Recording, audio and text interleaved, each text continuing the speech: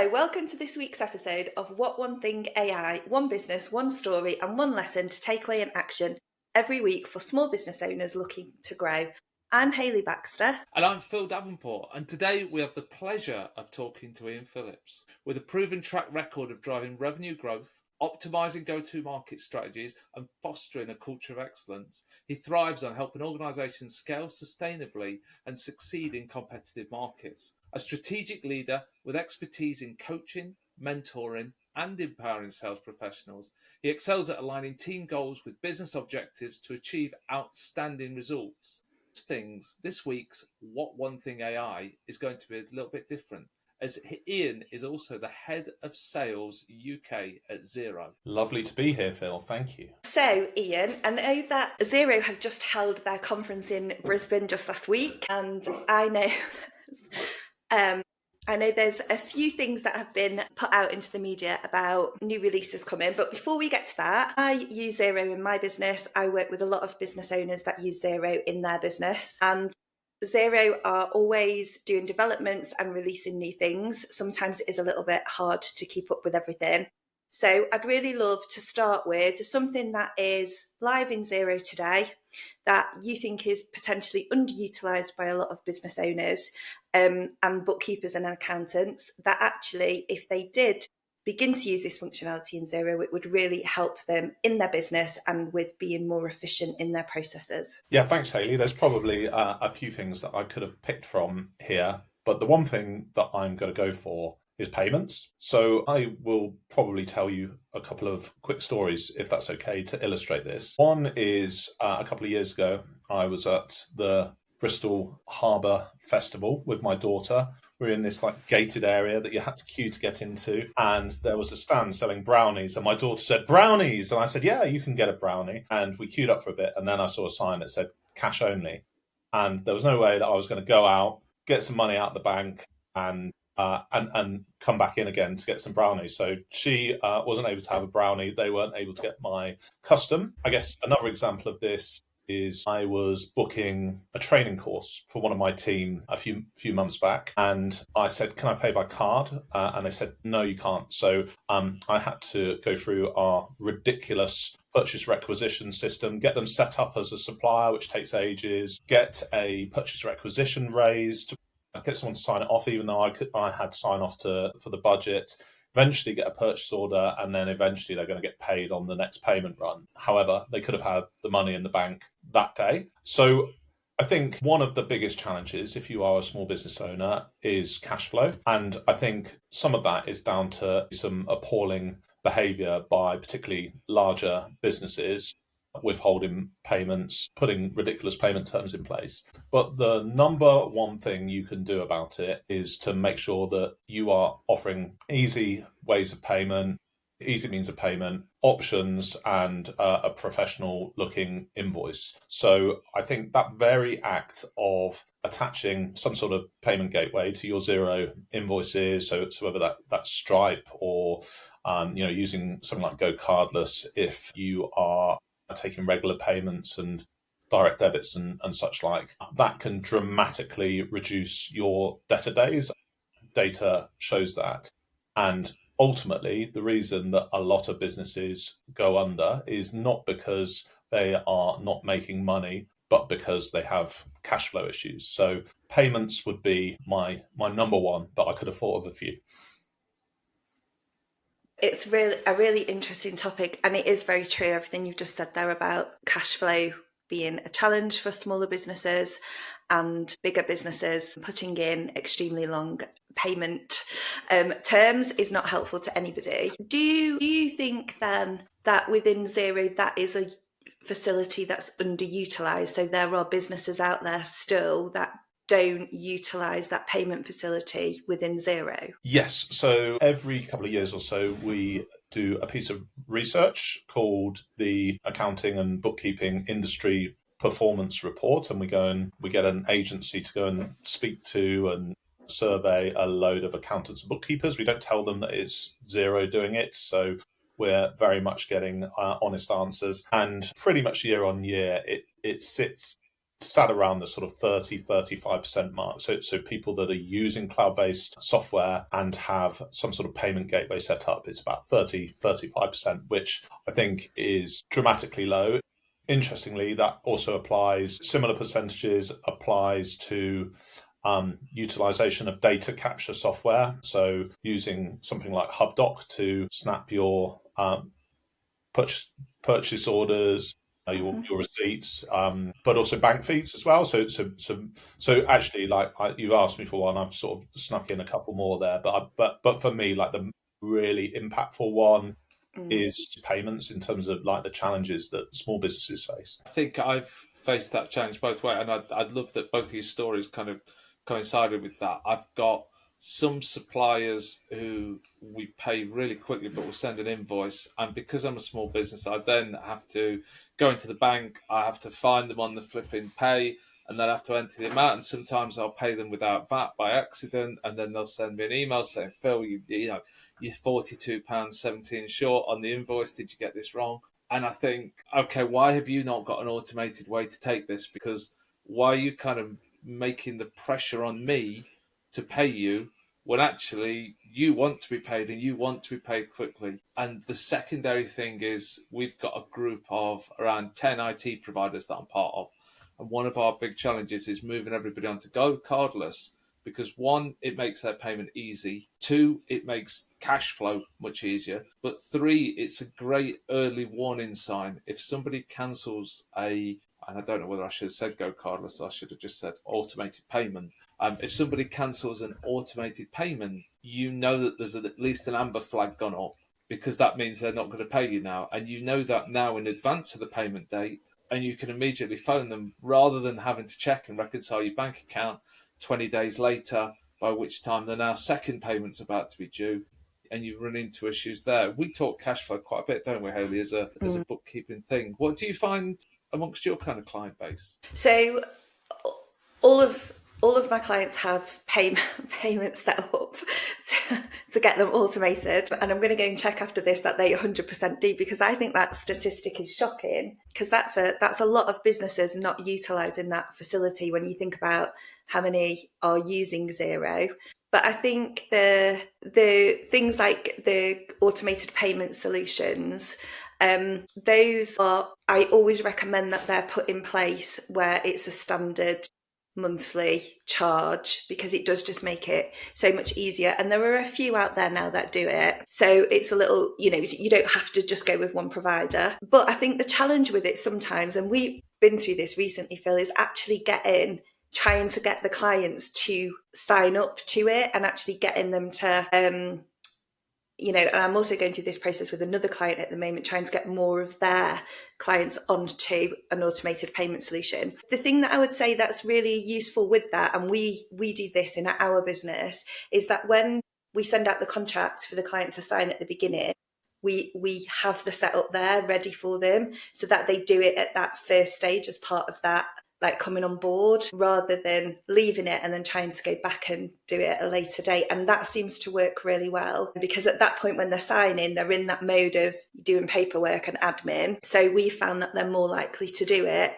Whereas when you're trying to then backtrack and do it later, that they're too busy, they're not interested, or another email asking me. So that would be kind of a piece of advice that I would give people. If they can build that into their onboarding process for clients, it would be really worthwhile doing it. But even just having like Stripe set up, and it's so easy to do, isn't it? It's not difficult at all within Xero to do it. Yeah, I guess the thing that I still hear occasionally is it's expensive. And I think on the surface you could argue that. But if you're talking like electronic point of sale systems, I think you will easily recoup that money in terms of the speed at which you get paid. If you're talking about physical point of sale systems, I guess I'd urge people to value their time a little bit more, because counting up cash in of itself costs money, right? And someone needs to go and pay it into the bank and all of that kind of stuff. Yeah, and I think that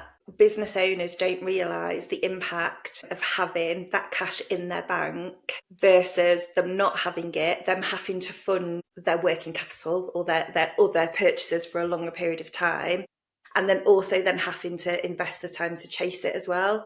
And I don't think they ever think about all of those touch points. And it's really ironic because we've literally just been having a similar conversation just before this podcast about, money and savings and things like that. And I just don't think that people, they just think about the small charge that's attached to getting that payment in, but they don't think about the cost of everything else involved in it. And again, I can't remember the statistic off the top of my head, but just reducing your debtor days by even a small number of like just 2 or 3 days, the impact it has across the year on your funds and your cash flow, it's immense. Yeah, this, I don't know what the latest data is, but consistently, almost ever since I started working at Xero, the data would show that it reduces your debtor days by about a third, which is huge. Yeah, it is. Phil, I 100% agree with you. Like that friction when you get an invoice on Word and it's got the bank details on the bottom and you get it on your mobile phone and you go, okay, well, I need to go into my online banking app. But then, if I go back to look at the bank details, it's going to shut me out of my online banking. So I'll have to actually go and write them down somewhere. That actually stops people from paying it there and then because they think, I'll put that down and I'll deal with it later. I need to be at a desk or something like that. Whereas if you can click through, make the payment on a credit or debit card or Apple Pay, whatever it is, you can just do it there and then on your mobile phone. Completely agree. I mean, I think some of it as well is it sizes you as a business. I don't know whether this is snobbish, but I don't like to deal with businesses as a general rule. I hope this doesn't offend anybody who've got a gmail.com email address because I think, okay, how professional are they? I have the same with when it's just a mobile number to get in contact. Now, I'm sure that's great for some business, but for some, I think, okay, how established are they if they're still running off a mobile number? And then when you come to that sales process, if, as Hayley's saying, part of their contractual terms is you sign up for our GoCardless because this is how we automatically take the payments. I've seen a company also put, if you don't want to do that, we're happy, but you'll have to pay an extra 15% on top. If you want to have your own standing order, etc. I think it all adds to the professionalism, especially if we're talking businesses that are 10, 20, 30, 40 staff. You are giving the customer the impression that you are a well put together and established authoritative brand, as opposed to, from a security perspective, it absolutely terrifies me when people send me a Word document with the bank details in, because I just think, the banks have stepped in now, haven't they, to try and make it more plain and more clear. And again, not to brand no Xero too much, I like the fact that when you send an invoice from Xero, it sends direct from them. And so that is an authoritative. I kind of think if Xero have been breached, then we're all in really bad trouble. Whereas if you are especially me. Yeah, exactly. Yeah. Well, you're in sales, so you've just got to keep selling your way out of that trouble. But yeah, whereas if I was to receive an email from an individual and it's a Word document, I do always think, okay, should I phone them as well, just to confirm this is their process, and it scales that business immediately. Definitely. The other thing that you mentioned that I just want to come back to is bank connections. And I know this is slightly going off on a tangent from the one thing, but it's the same principle, I think. I can't remember if you did say roughly how many businesses are not connected by the bank connection. Did you have a stat for that all?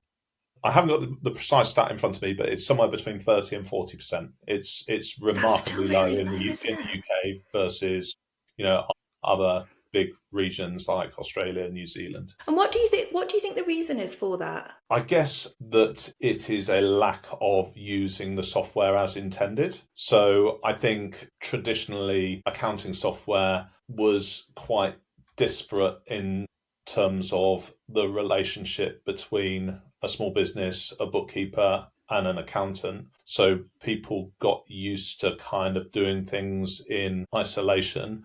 I think the big benefit of the cloud is, there is this single ledger that everyone can log into and work on. But I think at times like people are working in isolation, and fundamentally it probably comes down to something that I like talking about a lot, which is the difference between digitalisation and digital transformation. So I think a lot of people have digitized. They have taken their existing processes and moved them into the cloud, but what they haven't done is to refine those processes, digitalisation. And then I guess the next step from that is to fundamentally rethink the way that their business operates as a result of digital technology. So if you are used to using a piece of desktop software or an Excel spreadsheet, like scanning in a bank statement or even typing it up, then I think there are a lot of people that are continuing to do that in the cloud, even though they don't have to. I think, and I'm going to upset more people now, but that seems to be the way of the pod today, that this might boil down to ad hoc work and ad hoc chargeable work. I know in the IT space, if somebody doesn't do proactive measures, they will have to go out on site. Now, for me, as a monthly support contract, that's terrible for me because I lose money when people go out site.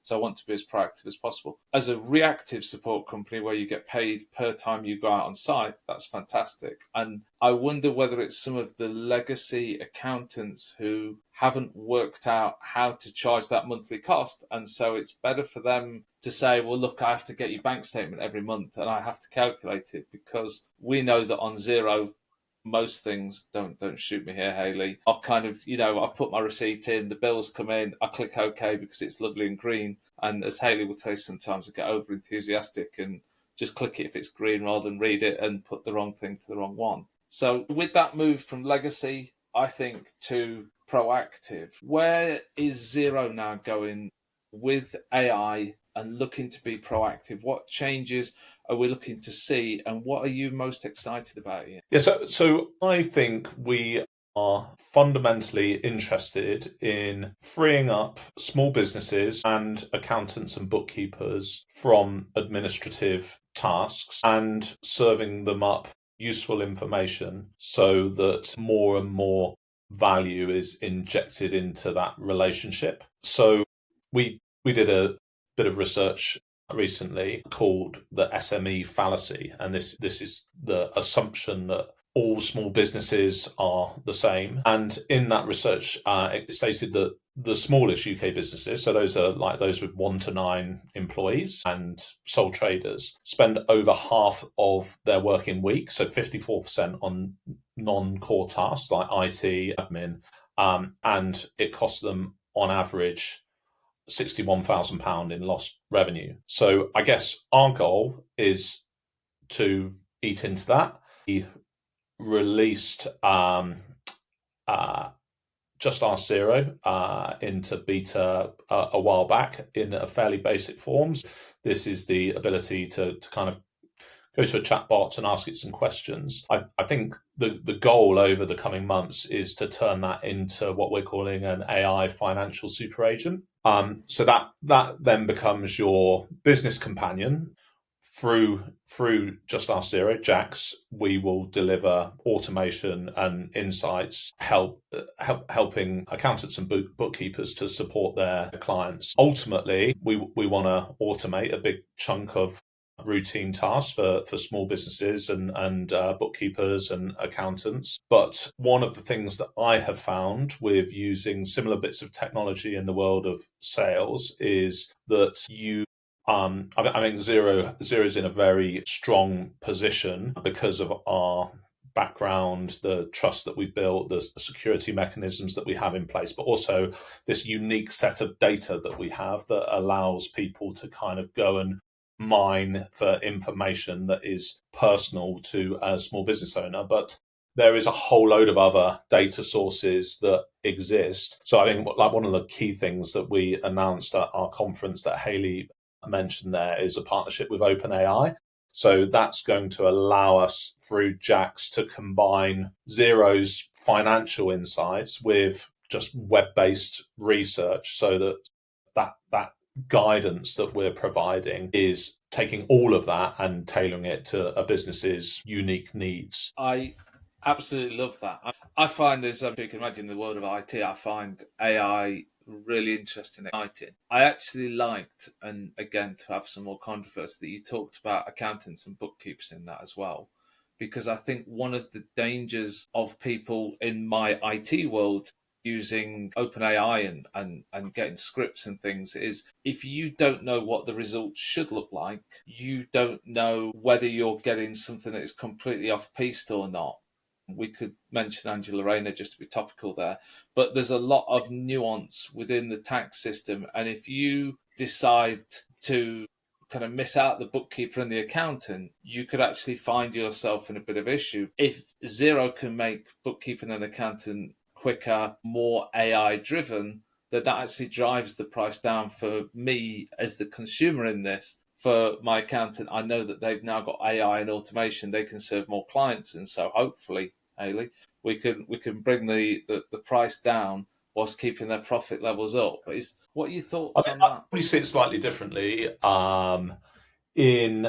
So I love accountants, but I'm going to talk about bookkeepers. I think bookkeepers are amazing. They are the people that are often closest to what is actually going on in a business because they are working on the books day to day. But actually, bookkeepers end up spending quite a lot of time chasing up people for information and doing like low value tasks. For example, reconciling the bank, when actually they have got a huge amount more to give to small businesses. They come with loads and loads of insights, up-to-date data and context because they're working so closely with businesses. And I guess the vision that I would paint is that small businesses that are working with a bookkeeper would probably see a dialing up of that insight.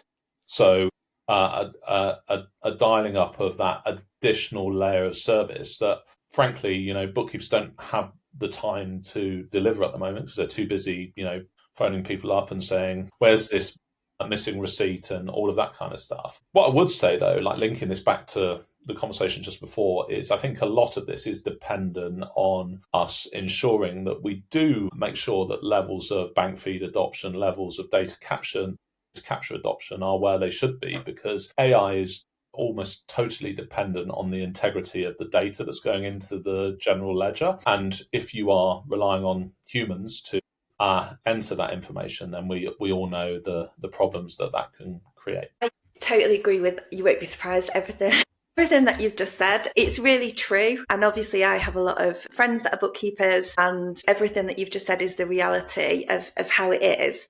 So in terms of being specific, what kind of functionality is coming in that is going to help eliminate some of those low value tasks? So I know that you talked about Jax and the link with OpenAI, but like Phil talking about sitting there clicking the green button and, the never ending set of emails that has to go out saying, please, can you send me this receipt? Please, can you send me this receipt? I'm not putting VAT on it if you don't send me the receipt. What kind of practical things have we got to look forward to that will actually help make those tasks go away? I'm just going to say that.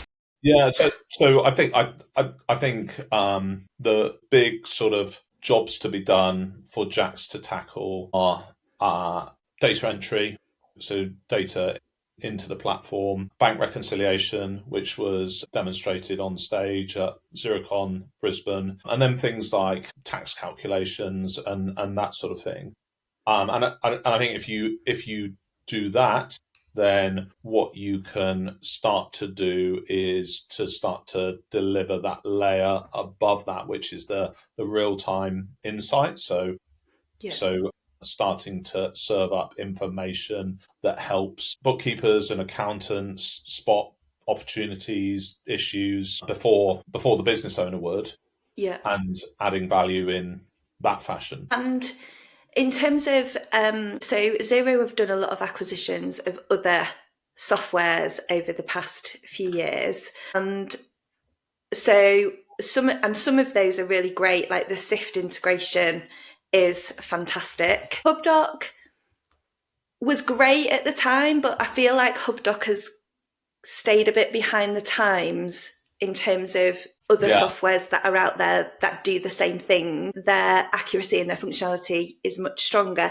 I think there are certain acquisitions that we've made that have been integrated pretty seamlessly into the platform. The one that no one really hears about, but I think we'll hear about over the coming years, is Tickstar, which is our sort of e-invoicing platform that links us into the PEPPOL network. And I think as the government starts to look at e-invoicing as perhaps the next round of regulatory change potentially, or at least recommended change, that will become more interesting. But yes, and SIFT has been fantastic. The guys from SIFT have been awesome since they came in. But I think with Hubdoc, there's not much wrong with the underlying technology. But what we haven't done is brought it all together. There's a separate app, all of that kind of stuff. I think there is a desire to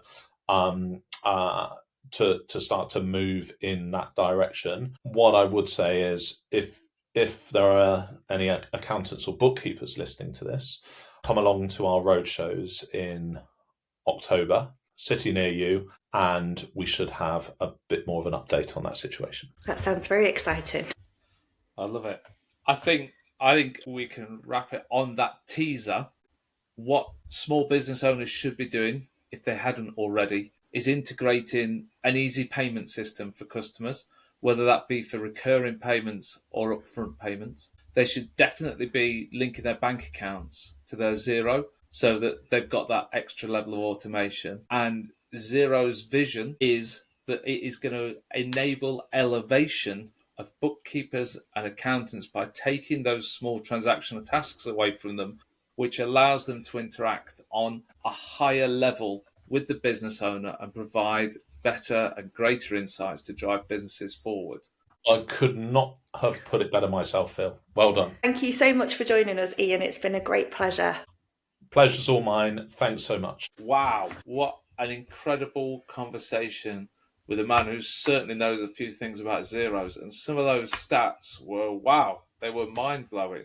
Hayley, what was your big takeaway? I can't get over the stats. I can't get over that there are that many businesses that are using cloud software for accounting that don't have, a basic bank integration or don't have an easy way for clients to make payment to them. I find that quite shocking and surprising, really, because we live in an age where everybody's trying to make everything easier and it's just there for the taking. And a lot of businesses, if you think about how many businesses use Xero, and this is just in the UK, not worldwide, they were shocking stats. I thought the big, apart from what now I've got over the shock of the stats, the big takeaway for me was that, and we didn't talk about it a lot in the episode, but Ian touched on this. People have taken a manual process, and made that process fit a digital product rather than trying to actually rework the process utilising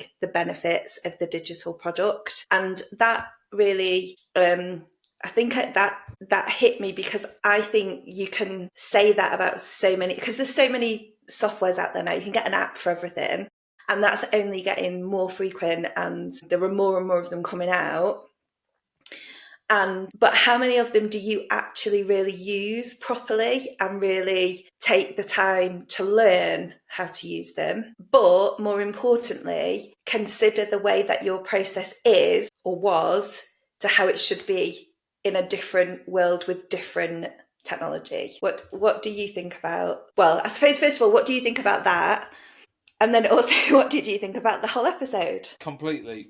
We see so many real gear shifts, whatever you want to call them, with technology. And often it's looking at a product and saying, how do they want us to use this product? What is the outcome we're achieving from our existing process? Can we get that same outcome from this product, but with less clicks, with less labor? And often what businesses will do is, rather than do that, they will say, this is the way we do it. Bob does this, Sally does this, James does this. And then they will try and alter a piece of software to work for their business. But that piece of software often is rolled out to millions and millions of people. And you are better to fit in with their model than to start changing stuff and to start moving away from that standardization. On the piece that Ian was talking about, I found most interesting, you'd probably not be surprised by this, is the journey of bookkeepers to becoming partners with businesses and working at a director level, and the way that I misinterpreted, which happens quite frequently, that Xero aren't trying to let bookkeepers take on more and more and more clients. What they're trying to do is elevate the service that bookkeepers and then in turn accountants can give, so that they're having director level conversations, and rather than saying all of your transactions are reconciled, they may be saying, did you realise Cashflow is looking like it's going to be short this month? Or are you aware that this customer looks like they've started underpaying you? Or have you noticed this or that trend? And I think that's hugely powerful in the IT market that I'm a member of. But also it's fantastic to see that going across into bookkeeping and accounting. Although I've just realised maybe I'm sounding a bit like an arrogant IT person there. No, I think you're right. I think and you touched on it in the main bit of the podcast, in that I think people think of bookkeeping as a low value task, that if you can just go away and get, if you can move from here to here and, they're £10 an hour cheaper, then that's a good thing. When actually bookkeeping it's the foundation of everything. It's the foundation of understanding how your business is performing. It's the foundation of cash coming in, cash coming out. It's the foundation of how much tax you're going to pay. It's absolutely the foundation of everything. And I don't really understand why we've ended up in a world like that, where people don't value it. And like Ian said, bookkeepers that are working with your numbers day to day, week in, week out, month in, month out, they are closer and they can add so much value and support to business owners. They're massively underutilised and undervalued, in my probably biased opinion. But it's really interesting, and I think it will be interesting to see how the development of the OpenAI integration with Xero comes about and what benefits that brings to Xero's users. Having seen how the IT world has reformed, my interpretation is going to be the people who take on this software quickly and start providing extra value to customers, start putting in place, I'm going to give you these 5 or 10 insights. Customers will then see that value of the bookkeeper, and they will quickly wipe out is a harsh word, but they will quickly overtake bookkeepers who are just trying to do the books. Yeah. Because they will be offering a premium service at probably a high value, because they will be valued more, and it will be very interesting to see. I think we'll see a lot of bookkeepers offering please take a 90-day trial of my new bookkeeping and forecasting service to show that value to business owners and to elevate themselves. Yeah, absolutely. Well, I'm going to wrap it up there. So thanks so much for joining us. If you are a business owner listening to this that doesn't have your bank connected to Xero, or doesn't have a payment solution, automatic payment solution linked to your invoices, please get in touch with me. We do hope you found one thing to help move your business forward. And if you did, please do us a favour. Share this episode with someone else who's on the same journey. And Hayley is Core Bar Accounting on LinkedIn. Or if you want to look her up, Hayley Baxter.